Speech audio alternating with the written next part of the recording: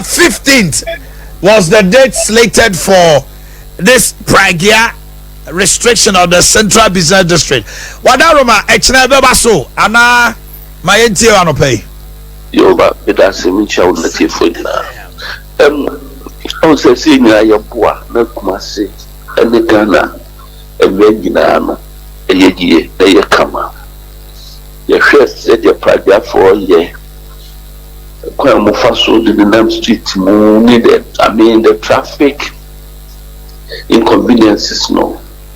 Assembly no decide said no. We be wa and say omoye adwuma. Obi nka say wo di wo madwuma afiri wo nsem dabi. Ba yesi mi abi wo ho a and say wo mode efa ho. Nti ama areas bi say wodu awanga junction wo dey back room fifi. I would run about a Santas run about a funny so for life at the Port Junction, and I'm trying to run about a different phone. When you have the 2-4, the quality of the Champion, meaning I know a baby, they say, well, better about home.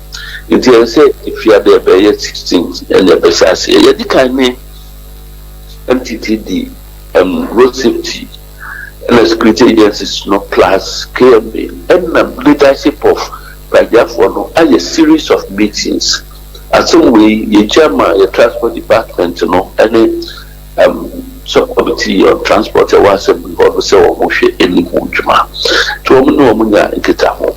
And no I mean in TSA Mukasabi to now convener of transport or the committee na dim no e say almost be abeto o some percent na edichne ya no mo transaction so nti bia be holding on until say na edichne no very resolve na nti ase abaji na tum ga ya tuma ba fina me ba na ye mo say de be nti me de we coordinate share and the name 16th no the Abesias by road development you know although we communicate officially ma'am you know San Martin from them than the other sources and person be back to now ya resolve na ya share test no mu share the nature na bibia kwa so if you are say they can the Abesias yes I'm sure be here be to the correlated to the ma interest about the bibia so I come ya better say e won sema o de atu ya ni na ya ti ase me da se pi